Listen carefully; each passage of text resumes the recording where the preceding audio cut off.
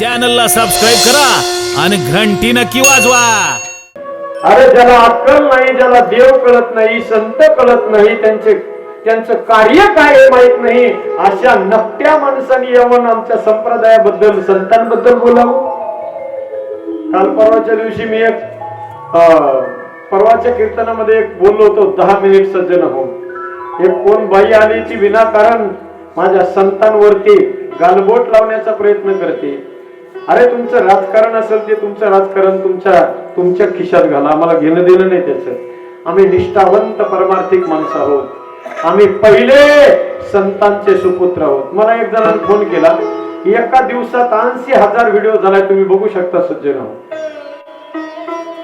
खरपूस समाचार त्या बाईचा घेतलाय मी। मला बऱ्याच लोकांनी जवळपास 100-150 फोन आले महाराज, कृष्ण महाराज। बऱ्याच लोकांनी मला विचारलं, म्हणे बाबाजी तुम्हाला काय करायचं, हे सगळं राजकीय लोकांचं ते सगळं कारस्थान आहे, तुमच्यासारख्या साधू लोकांनी कशाला त्याच्यात पडायचं। मी त्याला एक उत्तर दिलं, म्हणलं भाऊ जर तुझ्या दारामध्ये एखादा गावातला माणूस येऊन तुझ्या समोर तुझ्या आईला अर्वाच्य भाषेमध्ये शिवीगाळ करत असेल तर तू काय करशील। तो म्हणला जगल घेईन आणि डोक्यात घाली। म्हणलं आई, ज्ञानोबा ही आमची आई आहे आणि पांडुरंग परमात्मा आमचा बाप आहे। जर आमच्या आईला आमच्या त्या बापाला जर कोणी काही बोलत असेल तर आम्ही शांत बसणार नाही। मऊ मेना होणी आम्ही विष्णुदास आणि कठीण अवधरास भेटायचे। धोत्र आम्ही घातलेत म्हणजे आम्ही आमचे संस्कार, आमच्या क्षत्रियाचे संस्कार विसरलो नाहीत। आम्ही आमच्या कुठेतरी त्या भावनांना मुरड घातलेली आहे। आम्हाला आमच्या अवकातीवर यायला लावू नका। संतांची भाषा सामान्य नाही सज्जन हो। विनाकारण तुम्ही कोण आहेत आम्हाला घेणं देणं नाही। तुम्हाला राजकारण करायचे, तुमचं राजकारण तुम्हाला लख लागो, पण आमच्या संतांना, आमच्या ग्रंथाला आणि आमच्या देवाला तुमच्या राजकारणात ओढू नका। अरे या मूर्ख लोकांचं राजकारणच इथून सुरू होते। याच्यासाठी आपण जागा झालं पाहिजे। लक्षात ठेवा, हे राजकारणी लोक आपल्या नंतरची गोष्ट, आपल्यासाठी पहिले आपली संस्कृती आहे, आपल्यासाठी पहिले आपले देव आहेत, आपले पहिले संत आहेत। लक्षात ठेवा। आणि याचा ठेका फक्त कीर्तनकारांनी महाराज लोकांनीच उचललेला नाही।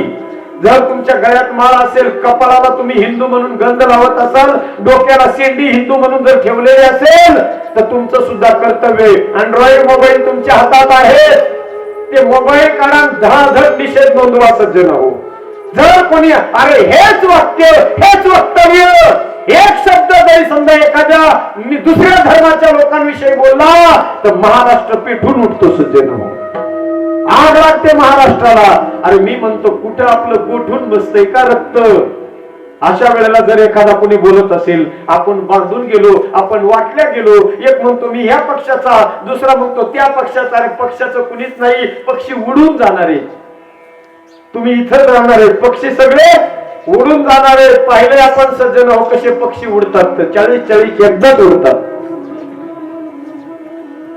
म्हणून माझी विनंती असेल, आपल्या धर्मासाठी जागा व्हा सज्जन हो, सावध व्हावं, जागा राहावं।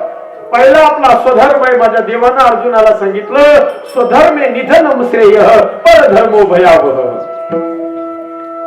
म्हणून जीवन जगत असताना सज्जन हो, विनाकारण छत्रपती शिवरायांचे गावागावात पुतळे निर्माण नाही झाले।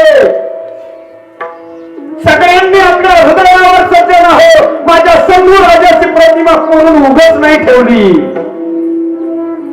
त्या धर्मासाठी जगली ती माणसं। म्हणून लक्षात ठेवा, जीवनाचा प्रवास करत असताना तो किती प्रवास करा, शेवटी तो प्रवास योग्य दिशेने जर केला तर योग्य ठिकाणावर पोहोचवतो। पण तसा जर विचार केला या संसारामध्ये, जरी म्हणलं की विश्रांती कुठंच नाही, विश्रांती नाहीच असं म्हणता येत नाही। जर विश्रांती नसतीच तर संतांचे अनुभव आहेत, संत म्हणतात आम्हाला ती मिळाली। आता निश्चिंती पावलो विसावा, कुंतलिया धावा आमच्या जीवनात महाराज म्हणतात ती विश्रांती आम्हाला मिळाली, कुठंच नाही असं नाही, विश्रांती कुठं संसारात कुठंच नाही, विश्रांतीच नाही सज्जन हो. चालणाऱ्या माणसाला वाटतं, ऐका लक्ष द्या, चालणाऱ्या माणसाला वाटतं उभं राहण्यात विश्रांती आहे, आणि उभं राहणाऱ्या माणसाला विचारा उभं राहण्यात विश्रांती आहे का, विचाराय सगळ्याला. त्यांना वाटतं आता कधी कीर्तन संपत आणि कधी मांडी घालून खाली येऊन बसतो, आहे का नाही. उभं राहणाऱ्या माणसाला वाटतं बसण्यात विश्रांती, बसणाऱ्याला विचारा बसण्यात विश्रांती का. 2 घंट्याच्या कीर्तनात रामदेव बाबाला मागे टाकते इतके आसनं बदलतात माणसं. बसण्यात विश्रांती नाही, मग कशात विश्रांती. बसणाऱ्याला वाटतं कधी कीर्तन मोडतंय, कधी घरी जाऊन आरोग्य होतो आता एकदाचा. म्हणजे त्यांना वाटतं झोपण्यात विश्रांती, मग झोपण्यात आहे का विश्रांती. कधी कुणाच्या जीवनात वेळ येऊ नये, पण जर समजा 4-8 दिवस लगातार हॉस्पिटलमध्ये झोपायची वेळ आलीच तर माणसाला असं वाटतं कधी डॉक्टर एकदाचा सुट्टी देतो आणि कधी तराट राहण्याचा मार्ग धरतो मी पळून. म्हणजे झोपणाऱ्या माणसाला वाटतं पळण्यात विश्रांती, पळणाऱ्याला वाटतं थांबण्यात विश्रांती, थांबणाऱ्याला वाटतं बसण्यात विश्रांती, बसणाऱ्याला वाटतं झोपण्यात विश्रांती, झोपणाऱ्याला वाटतं पुन्हा पळण्यात विश्रांती. आहे कुठं ती विश्रांती, आहे कुठं. विश्रांतीच नाही सज्जना, फक्त पद्धत बदलतो आपण. पद्धत बदलली म्हणजे विश्रांती मिळाली नाही. वंगार महाराज. चॅनलला सबस्क्राईब करा आणि घंटी नक्की वाजवा.